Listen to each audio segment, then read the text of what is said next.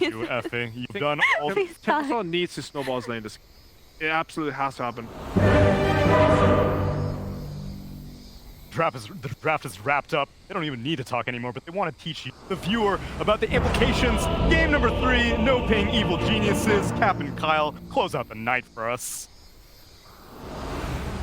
Oh, we will close out the night, baby. Gotta get a little bit of energy here for Game 3, late into the night, No Ping versus Evil Geniuses. And in the interest of competitive integrity, I think it's important to address the elephant in the room. Kyle?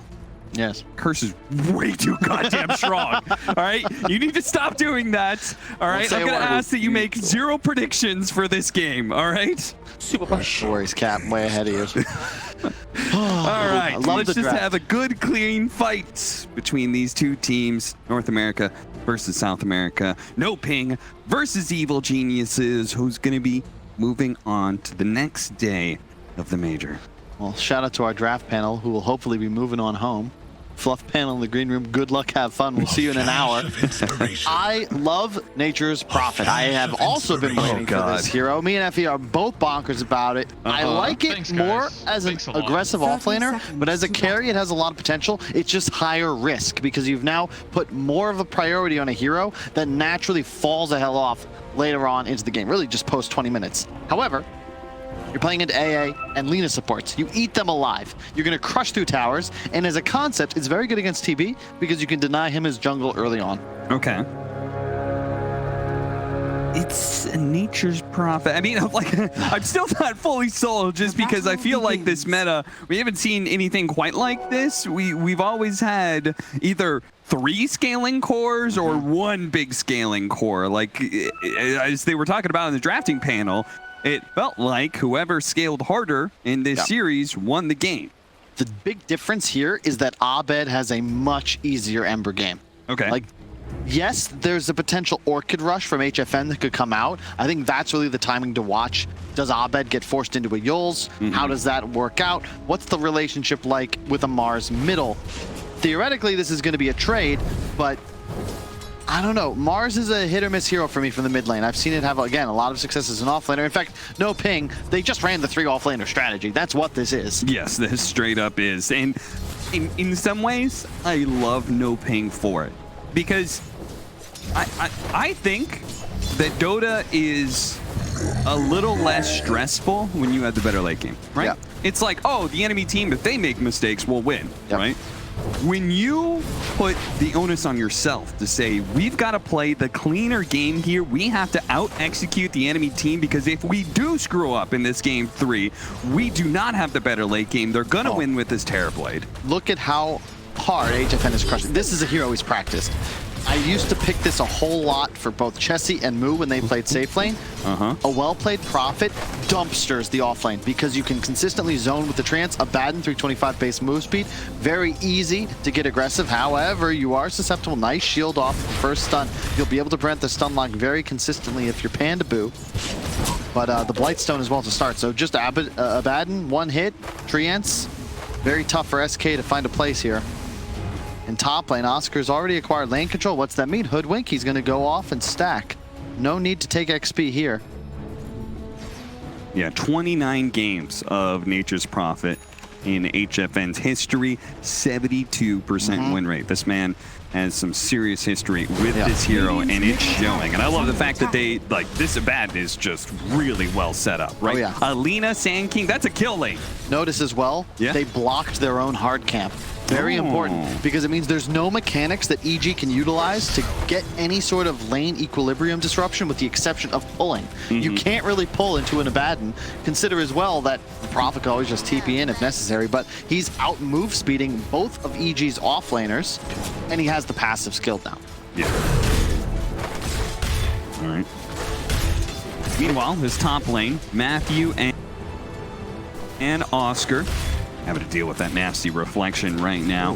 Just realized Oscar's CS. Like, talking about bottom getting crushed. He is not in a good place. There are a few creeps pushing in. I was looking for him on the chart. I was like, where is he? Oh, he's just keep going down and down. 2 and 0. Uh-oh. I mean, that's just hoodwink factors. Part of the problem the panel typically has is the laning phase is just very weak. Oscar level 3 now, so should be a little bit better off, but AA is very strong at zoning, just spamming out E's. Yeah, 2 levels of reactive armor. Note that. He's actually got the passive early this time, and so with those 2 levels, no reason the Hoodwink can't just leave lane, go back to the fountain. I wouldn't be surprised to see, especially since it's Ancient Apparition Terrorblade, I don't think he ever really needs to come back to this lane unless he wants to. He can move around, see if he can take the water rune from mid, for example, maybe go and try and gank bottom lane. I think there are definitely some options for this Hoodwink. The concern I have is that you just don't have stunts. Mars is really your only setup, so Dark Mago has got to perform. I typically like Prophet with a lot of stunts because it's easy to set up, find a kill, all right, onto a tower. But in this case, they're going to need a lead. No ping behind, they just can't pressure the map. EG, way easier time finding kills. Ember's basically uncountered. Kill lane, trying to poke a Panda Boo. Meanwhile, oh, Abed, killing the tree. Please, do something about this. Ice Frog. Oh, first blood picked up. They poked at him, forced out the Aphotic Shield, and it looks like they found an opportunity to be able to poke at him again. Poked to death. First blood for EG. And he's bought a lot of mangoes on Panda Boo, but unfortunately don't get a chance to use them when you get killed off. This is something I'm surprised they took so long to do. AA Terrorblade, they can't stop you from pulling creep waves, but there wasn't an effort made to do so. Matthew, back up top. Bushwhack does manage to land. Oscar slowed down by that reflection, though feels like it's not good to be able to dive this tier 1 tower, especially since you have creeps to CS, so. Mid lane matchup, how's that going? 26-5, 24-0. Dark Mago, he's killing it right now. I think Mars is supposed to have a slight advantage against Ember Spirit. Yeah, typically heroes that pressure with physical damage are, just because the shield is ineffective. Plus, it's like super free way to be able to secure CS. It's 1 billion damage too. Yeah. I mean, it's great because you're able to like push people. You secure the CS, push the enemy hero back, they're slowed down, and then you go ahead and deny another creep. And that's probably where those 6 denies come from. It's actually just so much damage. Top lane, Oscar, a little bit of trouble. I love him on his Timbersaw though. Weird laning phase once again, but after that previous game, I am a believer. And I think that's an important thing in a game 3, an inexperienced team on stage against one of your crosstown rivals. Yeah. Be on a comfort hero. Oh yeah, it's his most played hero. HFN though, okay. Phonic Shield, he's good. Crit. He actually read the fact that he could burst through that Aphotic Shield. Got a little close to death. HFN, I'm wondering if he has a TP out. Oscar's going to have to do that here. No, HFN just had a healing self. He's okay. 5 now. Oh, Ice ran out of the sandstorm. Did a little early. Matthew, he may have managed to land the Bushwhack there, but Abed, no way to remove this Flame Guard, so he just gets run down. Ice, a little bit low. The spear out of nowhere. An Invis rune for Dark Mago put to good use. Now they're going to look to catch Crit as well. Arena going to be used to make sure Crit can't run away any further. Really great rotation from the mid laner of NOPING. Yeah, you see Fly, even though he's up top, he knew what was happening, called out the rotation. You saw it in chat, but it will fall on deaf ears. As once again, Dark Mago making plays. Now, I think that if you look at the archetype, this makes a lot of sense from the NOPING side. HFN, once again, on a carry, but more importantly, their mid and their offlane are set up for success. HFN, he's demonstrated a little versatility. Yeah, he played Sven twice, but just, he's got the experience, right? He's been here before. I'm sure he's comfortable with a larger hero pool, but Dark Mago, this is as close to a tiny as you can get without picking it. Trying to body block him in. Ice will finish off all those treants with the Caustic Finale. He's definitely making good use of that passive. Radiant's top tower is under attack. Oscar, I thought for a second maybe they were going to go for him. He's pulling a creep wave away, but the Siege Wagon wave is still alive. This offlane tower has taken a lot of damage as a result. And keep in mind, the other concern you have here, NOPING's lineup, they need some pretty crazy execution. EGs, stun, blast, damage, and it's late. Yeah. It is very late here in Kyiv. 2:53 on the dial. Oh, no. Don't let him take that hard camp. Bushwhack, is the spear there in time? Oh, he got him after! What a beautiful setup, Mago! Oh, God, that would have been so good if that resulted in a kill, hitting him after the slight. That was a smart heads-up play. He could have thrown the spear sooner and see if he would have caught it, but it would have missed. So instead, he waits till after the slight, knowing that Abed was going to use that to try and dodge. Haste Rune picked up for him, so a second opportunity to make a move with the Power Rune. Could have potentially also thrown out the arena there just for the damage, but don't know if they saw that Abed had remnanted. 2-2. And right now, very even game, slightly favored to Evil Geniuses, and that is got to be a little bit concerning for NOPING, right? Because you're saying this is a lineup that has to be ahead. Oscar feels like he's been extremely pressured in this top lane, more than I expected out of a Terrorblade Ancient Apparition lane. I really felt like Timbersaw was going to do fine there. Yeah, I did so too. And if you look at the warding from EG, they have just got coverage in almost all lanes, trying to just protect their end of the map as much as they can. Note though, HFN, he'll be going for the Rush Orchid build.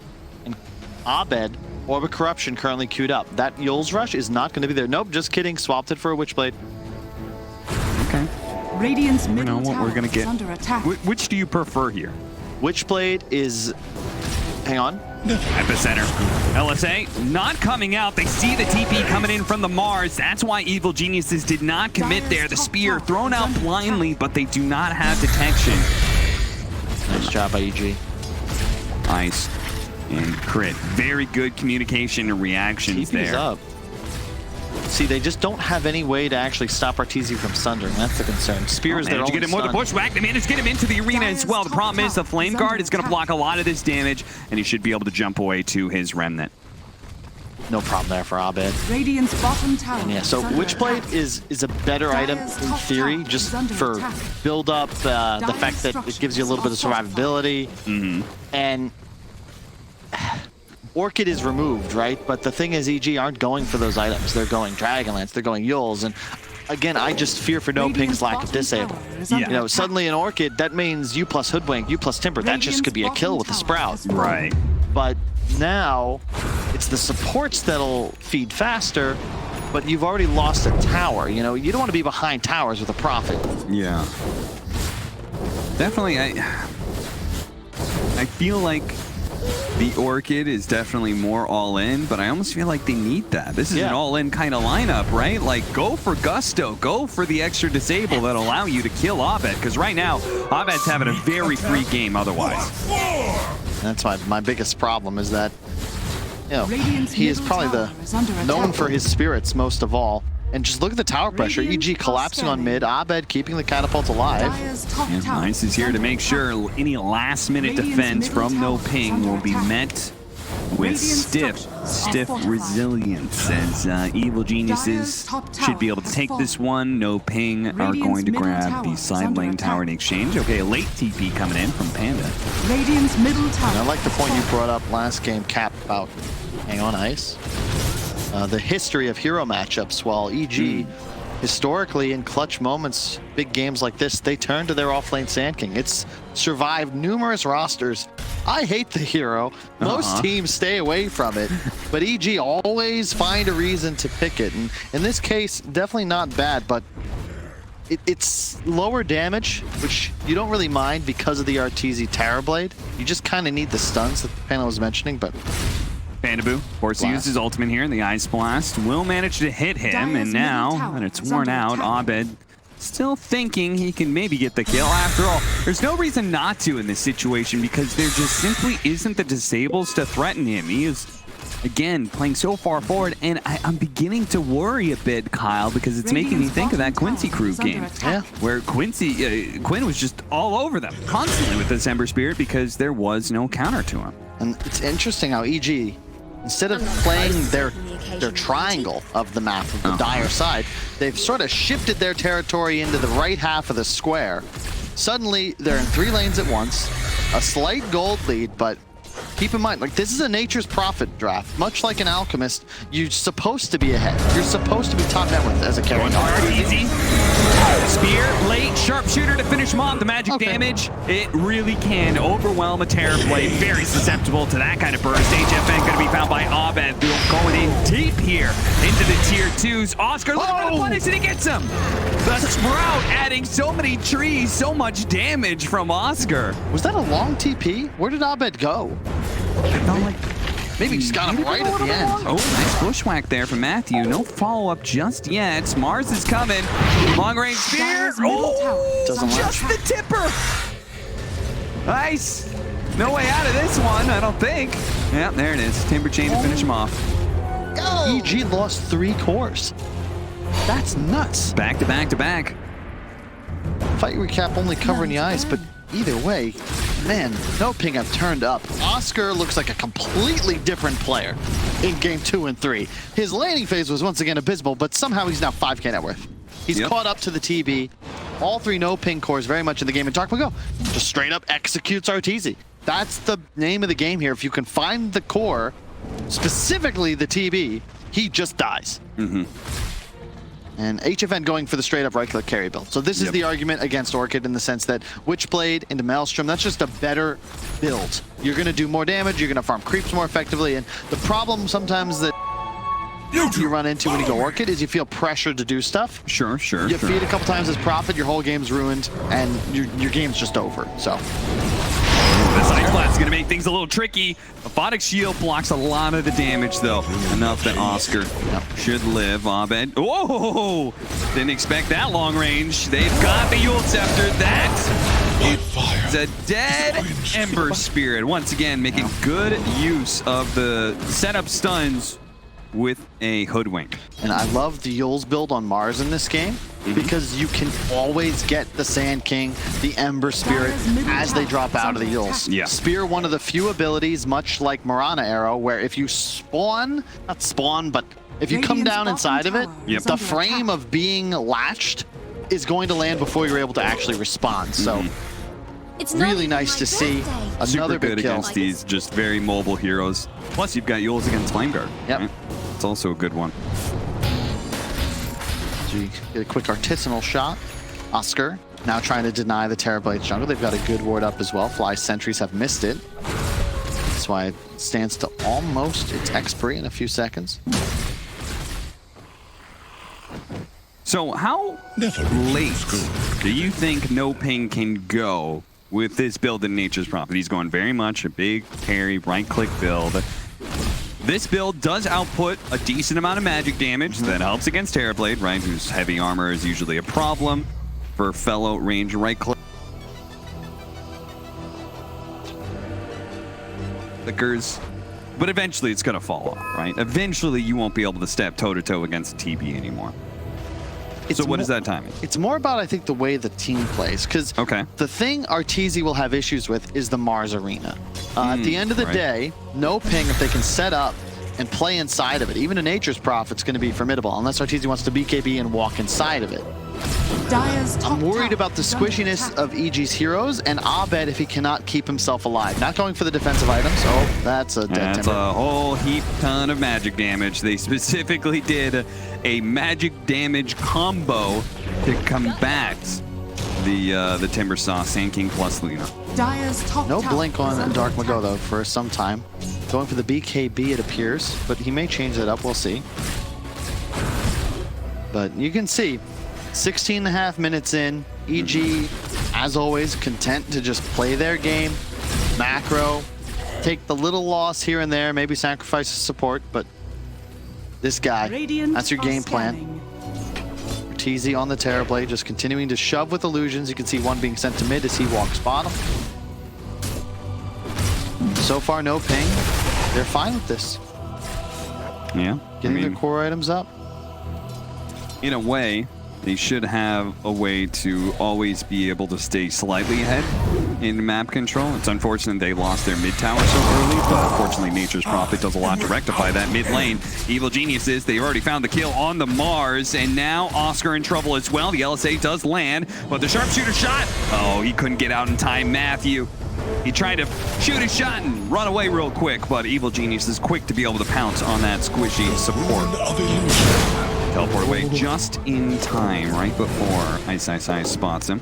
They're doing a good job on EG identifying, look, if we kill Radiant's Mars, bottom tower NOPING can't is play under Dota. attack. Yeah. Like, we have so much burst, that first target's easy for us to take down. And yeah, Hoodwink can throw out an acorn shot in a bushwhack, but who Radiant's else does middle tower literally is under anything? attack. They have no other disables, Dire's and top tower this is under combo, attack. that's going to be a kill every single time. And then all NOPING can do is run Radiant's away. turret Even if you has have been the damage killed. to turn it around, you can't keep EG's heroes Radiant's stagnant, bottom so tower is they'll under just attack. walk away from you if necessary. Yeah, unfortunately for NOPING, Panda Boo close enough there. Looks like Courier gets caught. They're going to turn around right again. Going for the Mars. This time around, though, the Avonic Shield blocks a significant amount of damage. There's also no Laguna Blade, so we are going to see NOPING survive through this bit of action. It's a really interesting game style for NOPING.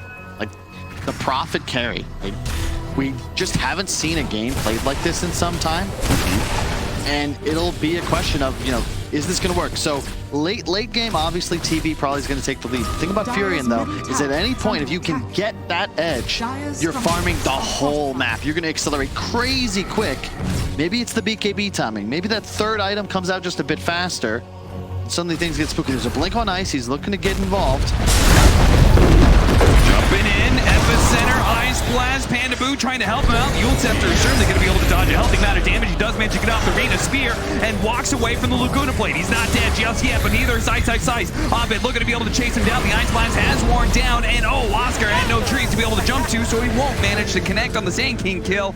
NOPING falling apart as they try and push. Oh, Abed still finds that extra kill. He already chased down the Mars, but he's finding Matthew as well. That is just the cherry on top. EG beginning the mental warfare, the aggro tips. Unfortunately, Oscar, he missed the timber chain that would have finished off Ice and probably saved him, because then he looked to pursue, ends up getting caught in no man's land and turn around on. That was a 4 for 0.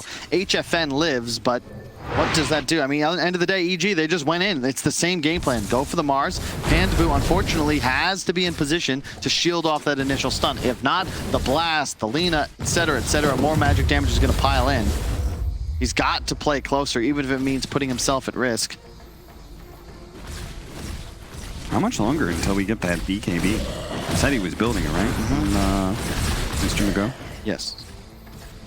He's very far away. Yo, jeez. Yeah, I mean, after those two Dire's deaths. top tower is under Ice. attack.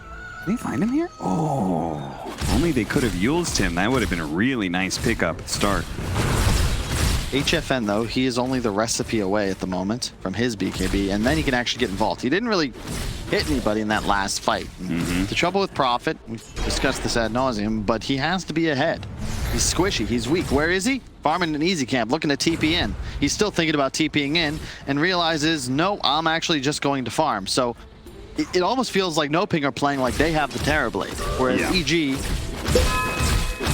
they have the Terrorblade. That is true. That is correct, Kyle. Evil Geniuses is the team with the Terrorblade. NOPING, the team with the Nature's Prophet. And, well, I mean, it's a position HFN has been in before many times in his career. Nature's Prophet especially. So maybe he feels confident that he's going to hit a certain timing. They'll be able to win back the game. But right now, they really need that BKB on Mars. They just cannot frontline anymore, and it doesn't feel like Oscar feels super safe about that either. Okay, so I'm starting to see the plan coming together. Hoodwink. Yeah. Aether Lens. Aghanim's queued up. Yeah. The Hunter's Boomerang. Okay, new skill on the new hero. Makes you more more vulnerable. Man, I can't even read. It's so late at night. Well, I can tell you for you as a Hoodwink player, it just means you get to throw out a nuke that does a bunch of damage and also does magic resistance, lowers magic resistance and status resistance. Which means Witchblade, more damage. Maelstrom procs, more damage. And Sharpshooter does a metric shit ton of damage, I believe is what they call it in Europe. It's a lot. And Arteezy, he hates BKB, so could be effective. EG, they might get caught their pants down here. They smoked left, but NOPING, they followed. They're on the high ground. Obi-Wan. They see Fly. It's not the target they really want, though. They want something bigger. They're going to pop on Fly here. We could kill him with Bushwhack. See if they find more, but Epicenter is coming. Oh, the Yule Scepter! It stopped him from being able to get the Burrow Strike off. He does get speared up. Arteezy, though, does lay a lot of damage. HFN is already dead. He doesn't have a buyback either. Matthew and the supports are trying to get away. Oscar, he's got to find a route out of here as well. Yeah, Abed with the double damage is going to be able to catch up to this little squirrel. I don't think he can really hide away in the trees. Panda Boo, same problem here as they waited out his borrowed time. Fortunately, no ping. Every single time they try and take a team fight on Evil Genius's side of the map, doesn't quite work out for them, despite the sick play from Mago. Radiant's Would have top been a lot tower better if is under HFN had attack. used his BKB cap. Yeah, that might do it. That would have been a significant boon. It does What render you happened? immune to Radiant's spells and turret stuns. has been destroyed. He just straight up got stun locked and Radiant's died. top tower Panda Boat is was under playing attack. with his team on the right side. HFN isolated on the left. I didn't catch it because I was too busy watching the engagement. I think he TP's in. No, right? he TP's in. Look. And just immediately the stun from Instant crit. LSA. All right. Crit. That was a sick play, but also at the same time, HFN, you definitely could have popped your BKB. Well, you're not going to do it before you I don't know. He just wasn't ready. He wasn't expecting it. I think he thought he was going to come in the middle of the trees. They wouldn't have vision, but Sure, yeah. they did. So, that hurts. I wonder how they did. They just saw the tree. They just They was in the right place to be able to see that teleport in. Usually the that same area is idea. He was kinda trying to dark. hide in the area that's that true. you wouldn't see. The True. enemy team is approaching from an unknown location. I'm a squishy support. Just so happens it pays positive dividends in the aggressive senses. Once again, no ping. Double BKB up. Pipe ready. They've got to go. Yeah, no sense in slowing down just because that last team fight didn't work for you. You still got the tools to be able to win. Once again, they start off a kill on fly. Don't have to worry about the Ice Blast. HFN Radiant's bottom tower thinking about is under aggressively attack. TPing in. No ping Dire's can certainly middle take that tower mid is under tower now. attack. It's been a while. Dire's 24 structures minutes. are fortified. Can't forget about Roshan as well. Radiant's middle tower is under attack. DD on the Ember. It's very nice. In the event someone did think about fighting in the Roche Pit. What do you think about that pickup? The early Sanj going for a Kaya Sanj in the Dire's Ember Spirit. I middle mean, tower for a lineup that's lacking disables, Dire's Kyle. middle tower Yeah, just has reduce fallen. their effectiveness even more so. I don't mind it at all. Plate mail on the Timber. This hero is thought of as one of the harder counters to a Terrorblade. You do have tons of damage, clear the illusions quite quickly, but nowadays with the Scotty build, yeah, it's a little shifted in TB's favor, I think, just because the regen reduction. Yeah, no, that is certainly a big problem for this matchup. He's going to have to be a little bit more careful in using his chakra from a distance, maybe. Diving forward, two-man stun from Ice. And, of course, Fly is ready to go with the finishing touches. Arteezy is the one to claim both of those kills. Once again, Abed has a double damage rune. Not sure how he keeps on finding this one, but go. He's going to need to use that off. He'll go for it, but LSA follow-up. Ice, they're going to buy back here, but Mago, he needs to be able to activate his BKB, but unfortunately the shots went through anyway, and Abed, he manages to get out through that spear. I think it was like the last shot. Managed to get past the arena walls, and now HFN's dead as well. Rampage for Arteezy. I mean, that was just the easiest rampage of his life. He just clicked forward. Wow. EG. They drop a game, but they smell blood. Walking up the high ground. He's most casual rampage I've ever seen. Seriously. Is he gonna get a double? No. Abed steals it. Abed says, you've had enough, Artur. Just such an odd engagement. Radiant's middle tower HFN, has the BKB, Radiant's middle barracks they is buy under I don't attack. even know, Cap. Radiant's middle barracks Land has experience, the late mean- night, EG, total control. Props to No Ping for drafting themselves this kind of lineup that is very high Radiant's top execution. tower has fallen. Unfortunately, it only costs one or two mistakes to lose control of this game, Like, and you can Dark- see it. He doesn't BKB until now. And Yeah. it's just much too late. And Arteezy, you can see his face. He's currently at a triple kill as he just casually right clicks, and HFN, yeah, he's just dead now. He didn't TP. Maybe he didn't think he'd have the time to do it. Probably didn't. And Dire yeah, stone are cold scattered. killer right there. Very chill, very chill. Relaxing sounds of a rampage. Ice Blast. Okay. Pipe, limiting the damage, no ping. I understand this. This game has gone wonky. It has not gone according to plan, and doing something really high risk, like trying to sneak in a Roshan, I blame them for it. They just got to keep fighting, right, Kyle? Like, It's the only play. they went in for this big BKB timing on the Mars and the Nature's Prophet. There's nothing left to do. There's no you know, back up, farm another set of items. They just have to find the execution to make this team fight work for them.